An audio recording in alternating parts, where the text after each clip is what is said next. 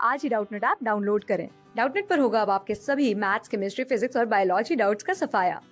बस अपने क्वेश्चन की फोटो खींचो, उसे क्रॉप करो और तुरंत वीडियो सोल्यूशन पाओ। Download now. Hello students, question है हमारा यहाँ, where do companies do their business, in the markets और इन द सोसाइटी। अब यहाँ पे पूछा जा रहा है कि कंपनीज अपना बिजनेस करती कहाँ है। उनके लिए एक प्रॉपर मार्केट होता है, बट ये भी कहा जाता है कि जब तक सोसाइटी नहीं है मार्केटिंग का कोई वजूद रह ही नहीं जाता है। ठीक है, सो आगे ये केस स्टडी हम पढ़ते हैं। It is an undisputed fact that a company's survival does not depend upon its consumer alone, but a diverse set of stakeholders like government, religious leaders, social activists, NGOs, media, etc. अब यहाँ पर ये साफ पता ही है हमें, ठीक है, ये एक्सेप्टेबल फैक्ट है कि कंपनी कभी भी सरवाइव नहीं कर सकती है इन सारी चीज़ों के बिना, जैसे कि गवर्नमेंट हो गए, रिलीजियस लीडर्स हो गए, एनजीओज है, मीडियाज हैं, ये सारे इन्वॉल्व कहीं ना कहीं से कंपनी के सर्वाइवल में हो ही जाते हैं। ठीक है, तो हमारा ये कहना बिल्कुल गलत होगा कि कंपनीज जो हैं वो सिर्फ और सिर्फ सर्वाइव करती हैं कंज्यूमर्स के ऊपर डिपेंड होकर। ठीक है, hence earning the satisfaction of these segments is also as imperative as they add to the power of the brand by word of mouth. The social concerns adds to the strength of the brand. Corporates that embrace the deepest social values have been successful in building powerful brand and eventually robust customer relationships. तो यहाँ पर ये साफ साफ बताया गया है कि सोसाइटी को कंसीडर करके चलना कंपनीज के लिए बहुत ज़रूरी है। उनके सक्सेसफुल होने का रीज़न भी अगर देखा जाए तो वो सोशल वैल्यूज़ को सोसाइटीज़ को काफ़ी अच्छे से वैल्यू देते हैं, इसलिए उनके जो सर्वाइवल का रीज़न है वो सक्सेसफुल होता है। ठीक है, एंड इवन यहाँ पर हमने ये पढ़ लिया कि कस्टमर रिलेशनशिप भी अच्छे बनते हैं। ठीक है, the area of corporate social justice fall under two broad categories. अब कॉर्पोरेट सोशल जस्टिस यानी कि सोसाइटी में जितनी भी चीज़ें हो रही हैं उनको कंसीडर करना, ये दो कैटेगरीज में आते हैं। तो पहला कैटेगरी क्या है हमारा, the issues such as nutrition of children, child care, old age homes, amelioration of hunger, offering aid to those affected by natural calamities, etc.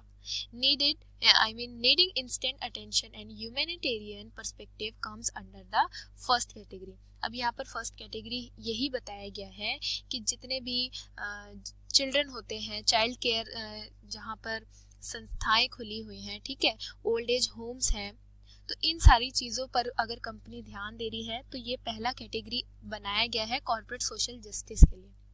ठीक है, the issues that contribute to making society a pleasant place to live in the long run may be grouped under the second category. अब second category क्या बनाया गया है कि अगर एक कंपनी है वो अपने सर्वाइवल के लिए जो भी सोसाइटी के जिस भी सोसाइटी में वो फॉल करती है, यानी कि जहाँ पर वो कंपनी सेटअप है, तो वो अपनी सोसाइटी को एक प्लेजेंट प्लेस बनाने में हिस्सा ले रही है, पार्टिसिपेट कर रही है, तो भी वो सरवाइव करने के लिए एक अच्छा काम कर रही है। ठीक है, इससे कंपनी सक्सेसफुल जल्दी हो सकती है।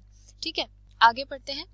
The issues which come under this category are health awareness, aid, education, environmental protection, women's employment and empowerment, preventing unjust discrimination on the basis of caste, community, religion, ethnicity, race and sex, eradication of poverty through employment, preservation of culture, values and ethics, contribution to research, etc. अब यहाँ पर issues क्या बताए गए हैं, हम अपनी society को एक प्लेजेंट प्लेस तभी बना सकते हैं जब वहाँ के लोग एजुकेटेड हो, उनको अच्छे से काम आता हो, हर कोई एम्प्लॉयड हो, ठीक है, गरीबी बिल्कुल ना हो, ठीक है, किसी भी तरीके की पॉवर्टी ना हो। तो इन सारी चीज़ों से जो सोसाइटी है हम उसको एक अच्छा प्लेस बना सकते हैं। हम यानी कि यहाँ पर कंपनी एक अच्छा प्लेस, प्लेजेंट प्लेस उस सोसाइटी को बना सकती है ये सारे इश्यूज को सॉल्व करके। ठीक है, आगे क्या है, Infosys Technologies, the leading software consulting service provider, has been classified ISO 14001 compliant by Det Norsk Veritas for its development center in Pune, Chennai, Bangalore, Bhubaneswar, Hyderabad, Mangalore, Mohali and Mysore for its ozone initiative.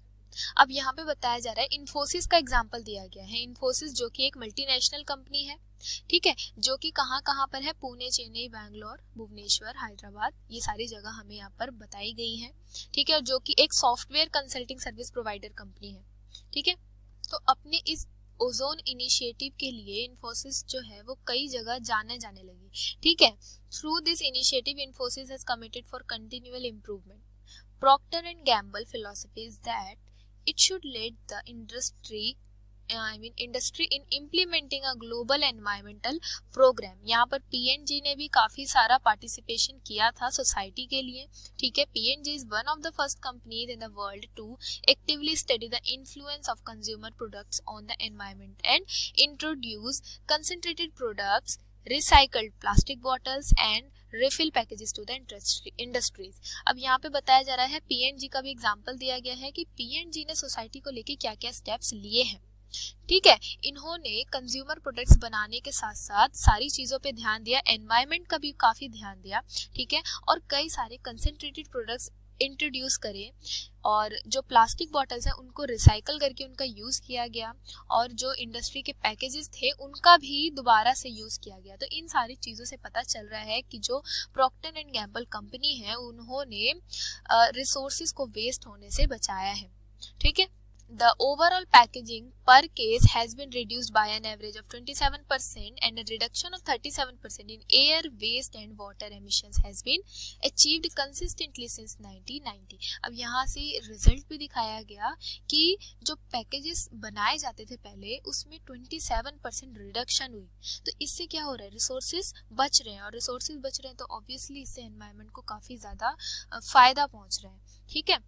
P&G contributes to sustainable development and addresses environmental and social issues connected with its product and services। अब यहाँ पे P&G के बारे में बताया जा रहा है कि उन्होंने ये सारी टेक्निक्स का यूज करा है और सस्टेनेबल डेवलपमेंट में कंट्रीब्यूट करा है। सस्टेनेबल डेवलपमेंट जिससे कि नेचुरल रिसोर्सेज में किसी भी तरीके की रिडक्शन ना हो, ठीक है। तो इस चीज का P&G ने काफी ध्यान रखा है, इसलिए हम ये कह सकते हैं कि कंपनीज अगर सरवाइव कर रही हैं तो उन्हें सोसाइटी का भी ध्यान रखना पड़ेगा, ठीक है। अब यहाँ पर क्वेश्चन पर आ जाते हैं, हमने पूरा केस तो पढ़ लिया है। क्वेश्चन क्या है यहाँ पर, Which process referred in the above case has been adopted by companies। अब दो कंपनीज के बारे में बताया गया है तो हमें प्रोसेस बताना है कि किस प्रोसेस के बारे में यहाँ पर बात हो रही है और कौन सा प्रोसेस कंपनी ने अडॉप्ट किया है, ठीक है। उसके बाद सेकंड क्वेश्चन है हमारा, explain the important features of marketing. अब मार्केटिंग के हमें इम्पोर्टेंट फीचर्स उसके बाद बताने हैं। तो सबसे पहले हम प्रोसेस को आइडेंटिफाई कर लेते हैं, ठीक है। तो जैसे कि हमने ये पूरा केस पढ़ा है, पूरे केस में यही बताया जा रहा था कि मार्केटिंग के लिए एक कंपनी क्या कर सकती है। तो जिस प्रोसेस के बारे में यहाँ पर बात हो रही है बेसिकली वो क्या हो जाएगा, हमारा मार्केटिंग हो जाएगा, ठीक है।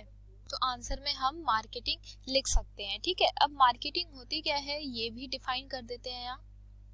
So it is a social process by which individuals and groups obtain what they need and want through creating, offering and freely exchanging products and services, जो कि इंडिविजुअल और ग्रुप्स आपस में करते हैं, ठीक है। जो इंडिविजुअल्स की नीड्स हैं, वांट्स हैं, वो अपनी नीड्स और वांट्स को पूरा कर सकते हैं मार्केटिंग के थ्रू, ठीक है। जहां पर कई सारे ऑफर्स क्रिएट किए जाते हैं और इंडिविजुअल्स आपस में कुछ प्रोडक्ट्स एक्सचेंज कर सकते हैं जिनके बदले में उनको कोई ना कोई सर्विस मिलती है और वो सर्विस के बदले में कोई ना कोई अमाउंट पे करते हैं, ठीक है। तो इस सारे प्रोसेस को हम क्या कहते हैं, मार्केटिंग। अब नेक्स्ट क्वेश्चन क्या है हमारा, explain the important features of marketing. अब मार्केटिंग क्या होता है ये तो हमें पता चल गया है, अब इसके फीचर्स भी बता देते हैं, ठीक है। तो पहला हमारा फीचर है नीड एंड वांट, ठीक है। मार्केटिंग का जो मेन ऑब्जेक्टिव होता है वो यही होता है कि कस्टमर की नीड्स क्या क्या हैं और वांट्स क्या क्या हैं, उसी के अकॉर्डिंग वो किसी ना किसी टाइप का प्रोडक्ट इंट्रोड्यूस कराते हैं मार्केट में, ठीक है। तो मार्केट में जितनी भी एक्टिविटीज की जाती हैं सबका मेन मोटिव यही होता है कि वो कस्टमर की नीड एंड वांट को सेटिस्फाई कर सके, ठीक है। उसके बाद नेक्स्ट फीचर है हमारा यहाँ पर क्रिएटिंग अ मार्केट ऑफरिंग। अब मार्केट ऑफर क्रिएट करना यानी कि प्रोडक्ट और सर्विस को स्पेसिफाई करना कि उसके फीचर्स कैसे हैं, शेप कैसा है, साइज कैसा है, कलर कैसा है, ठीक है। जैसे कि अगर हम टीवी का एग्जांपल लिया जाए तो टीवी का एग्जांपल लिया जाए अगर, तो उसके वेरियस साइजेस अवेलेबल होते हैं मार्केट में, और वो सारे के सारे किस पर डिपेंड करते हैं, कस्टमर की वांट्स पर और डिजायर्स पर, कि कस्टमर कैसा साइज चाहते हैं, कलर कैसा चाहते हैं, शेप्स कैसा चाहते हैं, ठीक है। और उन्हीं के अकॉर्डिंग डिफरेंट टाइप्स के प्राइसेस भी डिफरेंट होते हैं, ठीक है। So a good market offer should keep in mind the satisfaction of customers. तो यहाँ पर भी किस पर फोकस किया जा रहा है, कस्टमर की सेटिस्फेक्शन पर, ठीक है। देन उसके बाद हमारा मार्केटिंग का थर्ड फीचर होता है कस्टमर वैल्यू। अगर बात कस्टमर वैल्यू की हो रही है तो किससे रिलेटेड बात हो रही है, प्राइस से रिलेटेड, प्राइस ऑफ प्रोडक्ट। जो भी प्रोडक्ट ऑफर किया गया है मार्केट में, उसके लिए कस्टमर को एक वैल्यू पे करनी पड़ती है, ठीक है, जो कि उतने ही इक्वल होती है जितना कि वो सर्विस ले रहा होता है उस प्रोडक्ट से। जितनी भी सर्विस ऑफर की जा रही है मार्केटर के थ्रू, उसके लिए एक वैल्यू पे करना होता है कस्टमर को, ठीक है। इसलिए कस्टमर वैल्यू थर्ड फीचर है हमारा मार्केटिंग का। यहाँ पर हम इस चीज से भी रिलेट कर सकते हैं कि कस्टमर को अगर मार्केटर ज्यादा वैल्यू दे तो वो उतना ही प्राइस पे करेगा हमारे प्रोडक्ट के लिए, और कंपटीटर के प्रोडक्ट को छोड़कर वो हमारा प्रोडक्ट प्रेफर करे हर बार, ठीक है। तो इसीलिए मार्केटिंग का ये फीचर है कि कस्टमर को वैल्यू देना भी बहुत जरूरी है।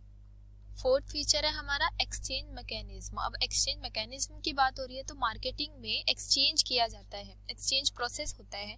एक्सचेंज किसके बीच में, प्रोडक्ट्स एंड सर्विसेज, जिसके बदले में कस्टमर को मनी पे करना पड़ता है उतने ही वर्थ का, जितने वर्थ का वो प्रोडक्ट है, जितने वर्थ का उस प्रोडक्ट को ऑफर किया गया है मार्केटर के थ्रू, ठीक है। So exchange is the essence of marketing. अब यहाँ पर कई सारी कंडीशंस भी आती हैं, ठीक है। अब एक्सचेंज के लिए दो लोग होने बहुत जरूरी है, कौन कौन, बायर, ठीक है, एंड सेलर। दोनों का होना बहुत जरूरी है, क्योंकि सेलर जो है वो प्रोडक्ट को ऑफर करेगा और बायर उसको परचेज करेगा और उसके लिए प्राइस पे करेगा, ठीक है। इसलिए यहाँ पर दोनों पार्टीज के पास, यानी कि बायर और सेलर दोनों के पास कुछ ना कुछ वैल्यूएबल चीज होनी ही चाहिए, तभी वो एक्सचेंज कर सकते हैं, वरना एक्सचेंज मैकेनिज्म पॉसिबल है ही नहीं, ठीक है। और उसके बाद दोनों पार्टीज की कंसेंट होनी चाहिए, दोनों पार्टीज अपनी मर्जी से वो प्रोडक्ट एक्सचेंज कर रहे हैं। यहाँ पर कभी भी सेलर फोर्स नहीं कर सकता है बायर को कि आप हमारा प्रोडक्ट खरीदो ही, ठीक है, ना ही यहाँ पर बायर फोर्स कर सकता है सेलर को। अगर सेलर कोई प्रोडक्ट नहीं बेचना चाहता है तो बायर उसको फोर्स नहीं कर सकता है, बट ऐसा तो कभी किसी भी केस में नहीं होता है, ठीक है।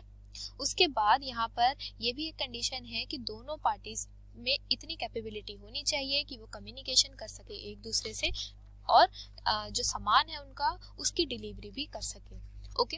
तो टोटल 4 फीचर्स हमने पढ़े हैं मार्केटिंग के, need and want, creating a market offering, customer value and exchange mechanism. अगर ये चारों चीजें अवेलेबल है कहीं पर तो हम उसको मार्केटिंग कह सकते हैं, ठीक है। तो क्वेश्चन के अकॉर्डिंग हमने क्वेश्चन नंबर 1 का भी आंसर प्रेजेंट कर दिया है और क्वेश्चन नंबर 2 का भी आंसर प्रेजेंट कर दिया है, ओके, थैंक यू। क्लास 6 से 12 से लेके नीट, IIT, JEE मेंस और एडवांस के लेवल तक 10 मिलियन से ज्यादा स्टूडेंट्स का भरोसा। आज ही डाउनलोड करें डाउटनेट ऐप या व्हाट्सएप कीजिए अपने डाउट्स 8400 400 400 पर।